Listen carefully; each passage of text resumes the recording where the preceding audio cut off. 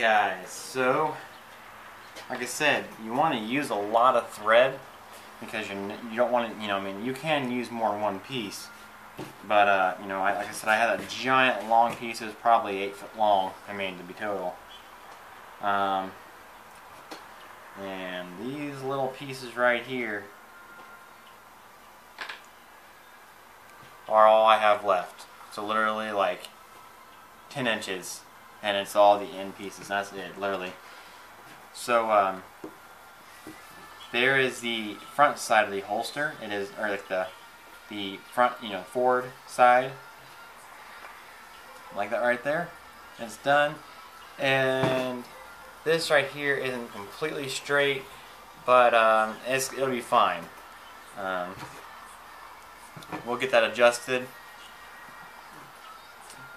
and we'll get the rest of it rounded off, and you won't even notice it being a little bit curved.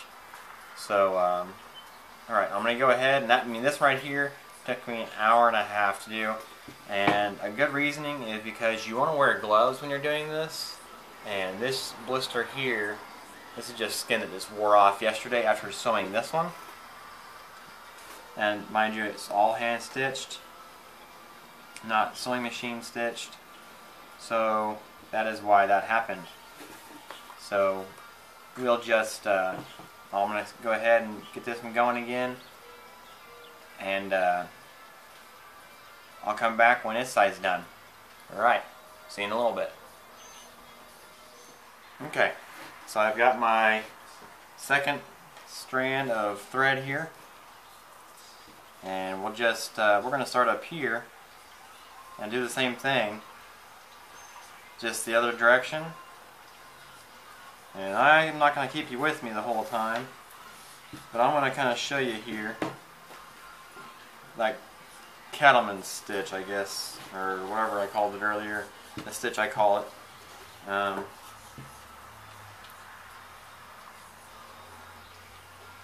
going to try to anyways, since I don't have that little sewing horse deal. All you do is you take this and you run this through that side, and as you would be holding onto this between your legs, you just run this other needle through the same hole, just a different direction. Same concept over here, just at the same time. And the only thing is that it gets a little harder to use, or thicker.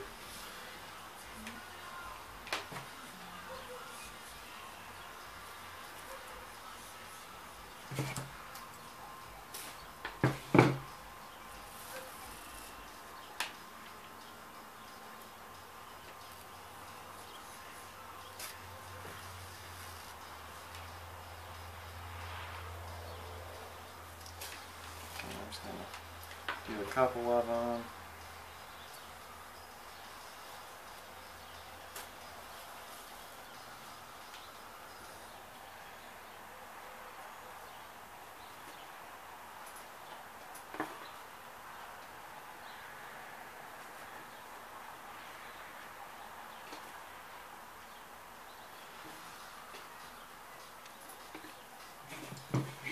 I guess I mentioned it gets pretty hard to get these through sometimes. So I'll take the awl and open that hole up a little bit. There we go. And that glue is still in there. It's going to be in the holes, but it's still kind of closed up the holes quite a bit. Okay, now you can see I'm at the same point on both sides, and it's just going back and forth. Okay, I'm going to shut it off and see you in a second. Okay, so now I am finished stitching. I'm going to show you how I finish them off. I've already tied this up, and so all I do now I have is so make sure all my stitches are done. They're all done. Okay. I had to put some more glue in there because it was kind of opening up. But they're all done, and I tied them off. So now, since this is wax thread, you know, the wax is going to burn, and so turn my lighter down just a little bit there. And all we're going to do is just take and burn a little bit of that wax off, and I'll make it flat. Same way over here. I have to take the, there you go, just take the lighter and kind of push it in. No, it's not so pretty, but I can fix that prettiness up pretty quick.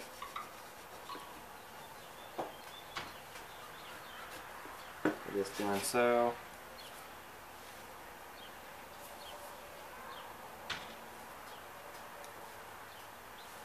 Now, all we gotta do is just light the protruding stuff off. Well, the wind in the garage now, so it's not going to go anywhere. And since this isn't like a, you know, like a sewing machine has that cross stitch where it runs over and then runs another one underneath it, and if you pull the top and if you just pulled back, this won't come. These stitches won't come out like those would. So the you know, like I said, the cowboy stitch, what I call it, it won't unravel. So if one of these comes undone, it won't undo itself.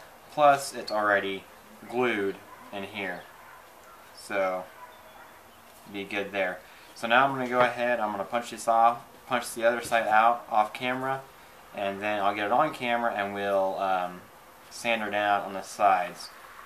And then I will show you how I finish the edges with a piece of wood.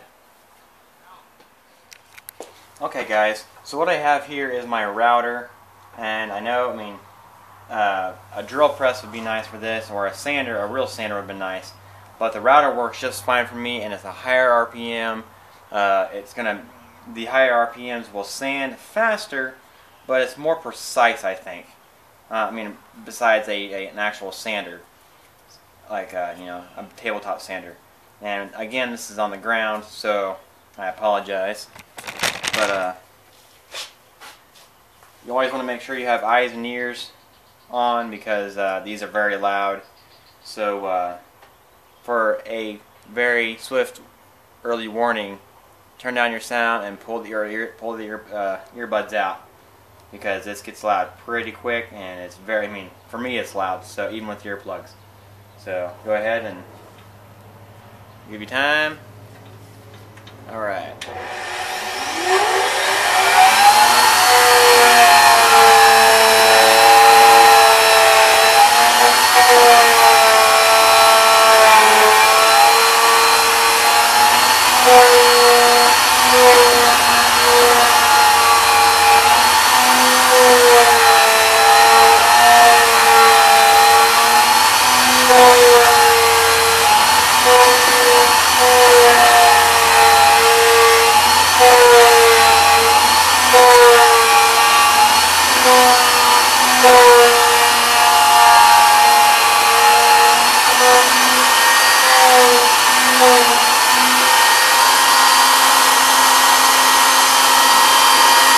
Turn it up, get a little bit faster sanding down.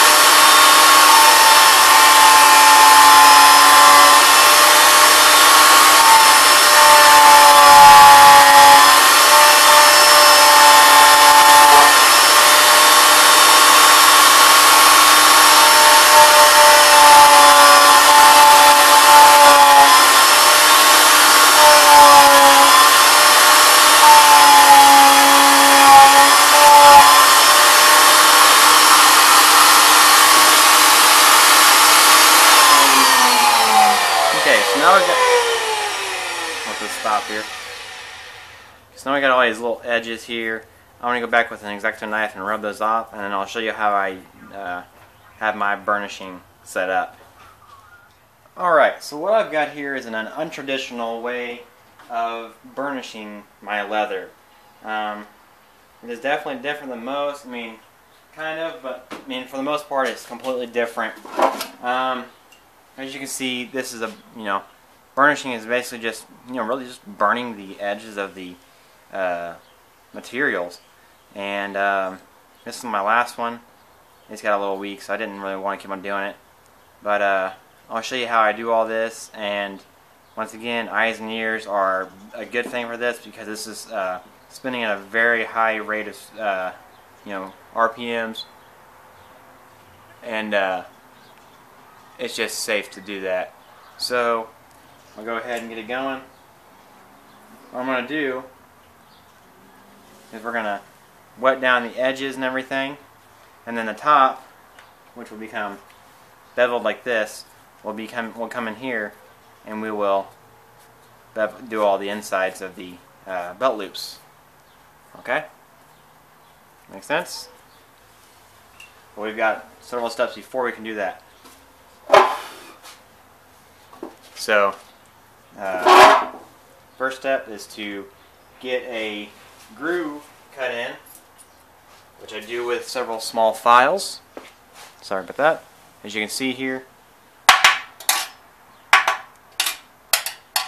we'll get them files going in a second.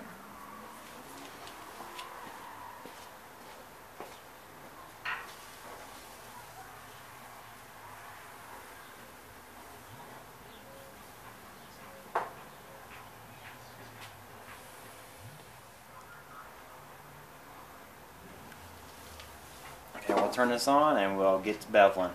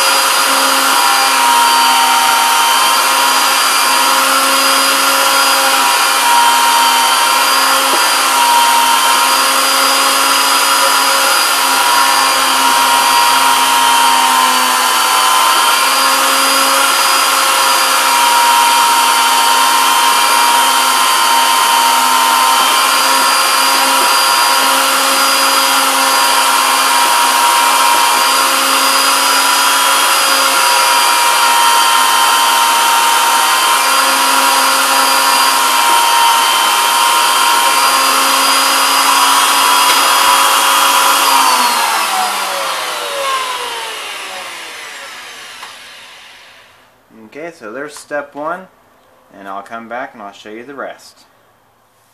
Okay, as you can see, it's been soaked. I cleaned it up just a little bit, and we'll go some more.